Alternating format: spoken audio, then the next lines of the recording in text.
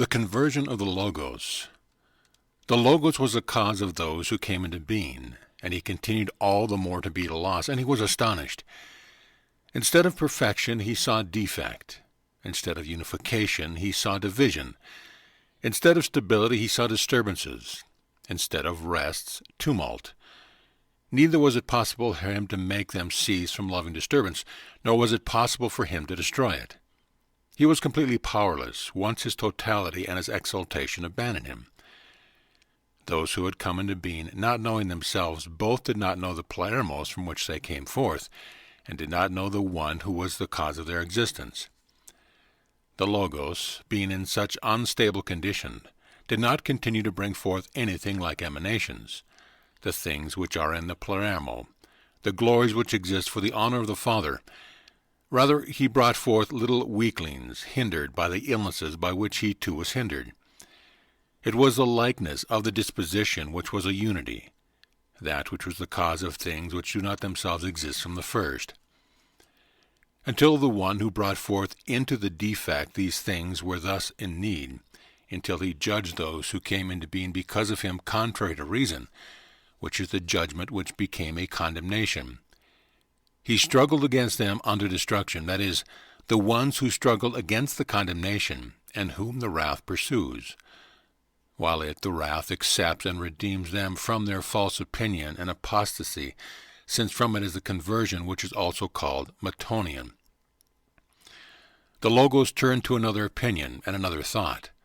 Having turned away from evil, he turned toward the good things.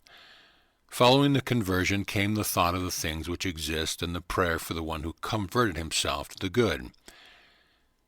The one who was in the Pleroma was what he first prayed to and remembered. Then he remembered his brothers individually, and yet always with one another.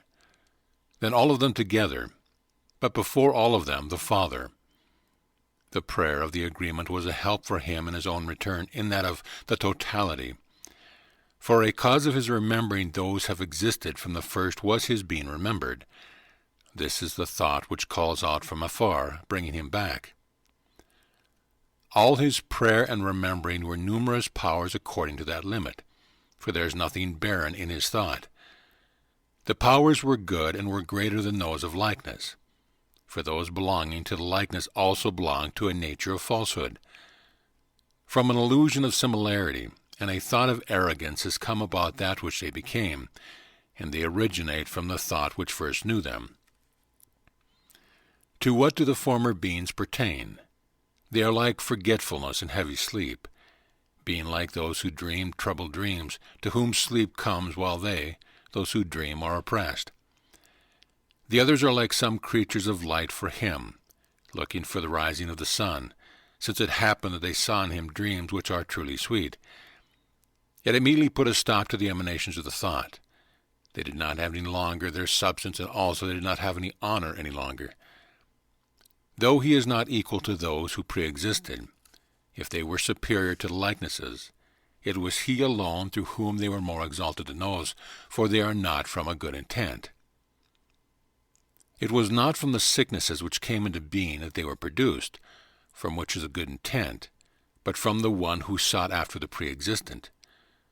Once he had prayed, he both raised himself to the good and sowed in them a predisposition to seek and pray to the glorious pre-existent one, and he sowed in them a thought about him and an idea, so that they should think that something greater than themselves exists prior to them, although they did not understand what it was.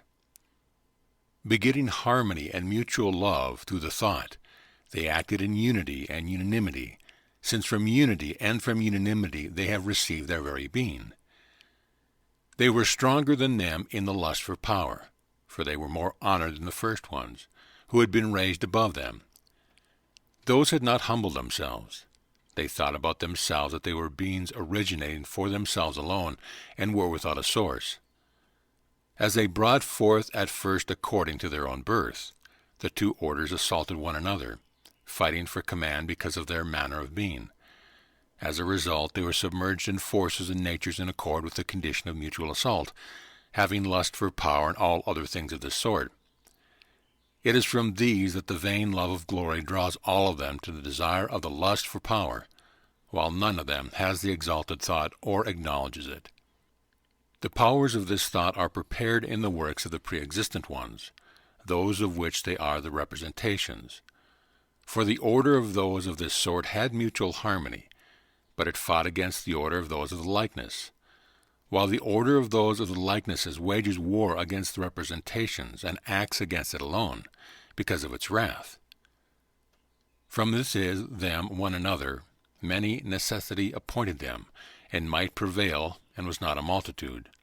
And their envy, and their wrath, and violence, and desire, and prevailing ignorance produce empty matters and powers of various sorts, mixed in great number with one another, while the mind of the Logos, who was a cause of their begetting, was open to a revelation of the hope which would come to him from above.